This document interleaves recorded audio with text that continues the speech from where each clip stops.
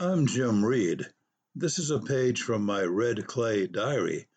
It's all about life, actually. This is called My 54 Chevy Oil Guzzler and I Go Exploring. I am now time traveled back to the days before interstate highways were a thing.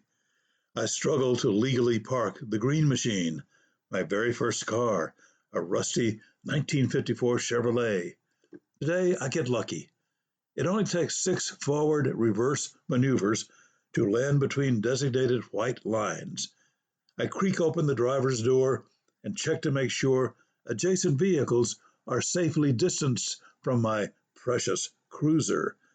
I enter the Jitney Jr., what you folks in the future will call a convenience store, and select enough snacks to last me through my upcoming journey.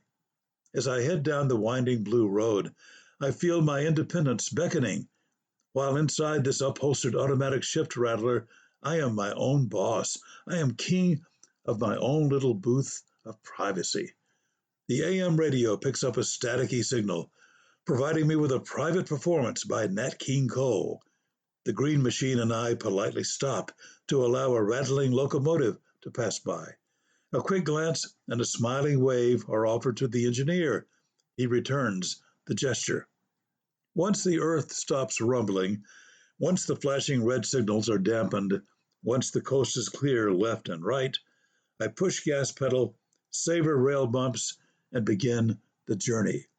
In the rearview mirror, I see plumes of blue-gray smoke as acceleration occurs. In the trunk are unopened cans of motor oil. I use several quarts a week, not to mention the required gallons of gas. A just-in-case empty gasoline can shudders next to the oil containers. An oily rag rests atop them, useful when frequent fluid checks are needed. Eventually, I pass city limit signs and arrive in the village of Moundville.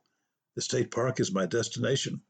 While it is only a short distance from home, it is a great distance from civilization. Moundville is a quiet place. Very few people travel here among the enormous mounds constructed by long ago Native Americans. The quietness is appropriate. The quietness is homage to the thriving village that used to be here. Beautiful green grass covers the mounds. Silence hovers, forcing introspection and meditation.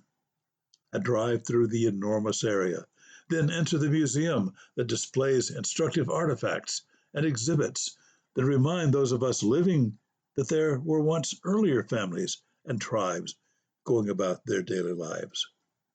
Since childhood, my infrequent visits to Moundville have infused my imagination with the idea that others came and went before me, and that I too have arrived and will eventually be replaced by future others who in turn will live their lives. My sobering moments completed, I am now ready to check the oil, test the faulty gas gauge, dispose of cellophane wrappings that once housed nibbles, brush away the crumbs, and head back to my tribe. As I pass shops and eateries and service stations and asbestos shingled bungalows and dusty side roads, I ponder a bit about things like small temporary villages, passing behaviors, gossamer lives, love and life and death, passion and listlessness, moral high and low grounds, things that are unsolvable but must be mentally massaged once in a while. I think about the joys and terrors that I may experience in the coming decades of life on Earth. I struggle to write these feelings and observations down so that each moment will mean much more than just another day, just another life. I am destined to be a writer and recorder.